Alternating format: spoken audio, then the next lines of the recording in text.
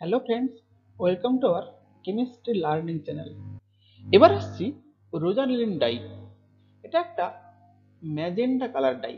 এটা কিন্তু একটা বেসিক ফুকশনের একটা ইম্পর্টেন্ট পার্ট।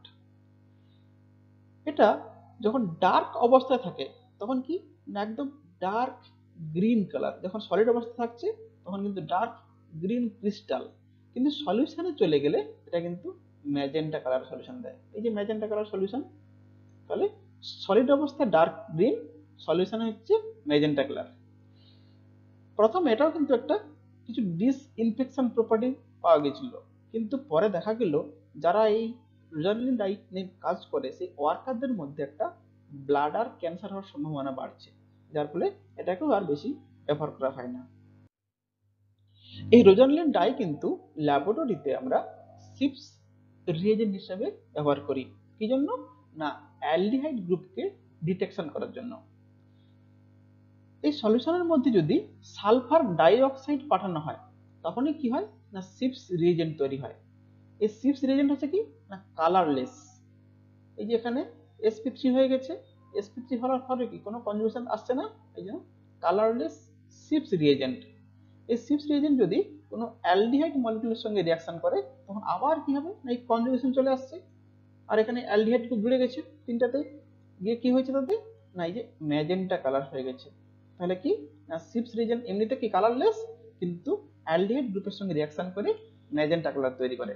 তাহলে এভাবে আমরা অ্যালডিহাইড গ্রুপকে আইডেন্টিফাই করার জন্য সিপস রিএজেন্ট ব্যবহার করতে পারি।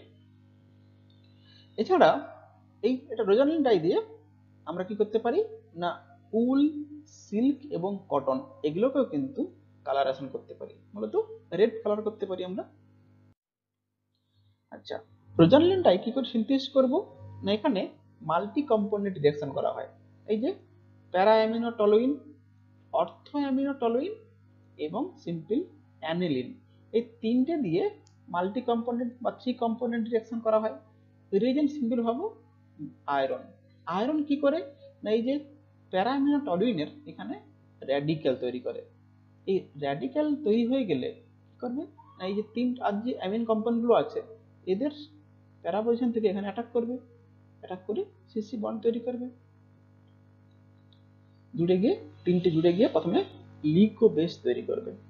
এই লিকো বেস তৈরি হওয়ার পর একে আবার লেড ডাইঅক্সাইড দিয়ে অক্সিডেশন করলে প্রথমে কার্বিনল বেস তৈরি হবে, সেখানে আবার HCl দিলে জল বেরিয়ে গিয়ে কি হবে না এই যে কুইনন ফর্ম, এটা হচ্ছে কি না রোজানিলিন ডাই, এটা কালার্ড কম্পাউন্ড। ঠিক আছে, তাহলে আমরা মাল্টি কম্পোনেন্ট রিঅ্যাকশন করে রোজানিলিন ডাই তৈরি করতে পারি। সিপ টেস্ট দেখাচ্ছি যে প্রথমে কি করা হয় না এই যে রোজানিলিন ডাই যেটা কালার কম্পাউন্ড, প্রথমে তাকে SO2 দেওয়া হয়, সালফার ডাইঅক্সাইড। সালফার ডাইঅক্সাইড জলের সঙ্গে মিশে কি করে H2SO3 করে। তাহলে সেই H2SO3 সঙ্গে রিঅ্যাকশন করে কি করবে না এটাকে রিডাকশন করে দিবে, করে দিয়ে কালারলেস সিপস রিএজেন্ট তৈরি করবে। এই কালারলেস সিপস রিএজেন্ট আবার অ্যালডিহাইড গ্রুপের সঙ্গে রিঅ্যাকশন করে কি করবে কালার্ড কম্পাউন্ড, ম্যাজেন্টা কালারের কম্পাউন্ড তৈরি করবে। এটা শুধুমাত্র অ্যালডিহাইডের ক্ষেত্রে হয়, কিটোনের ক্ষেত্রে কিন্তু এটা পজিটিভ টেস্ট দেয় না। ঠিক আছে, তাহলে আমরা অ্যালডিহাইড গ্রুপ আইডেন্টিফাই করার জন্য আমরা সিপস টেস্ট করতে পারি।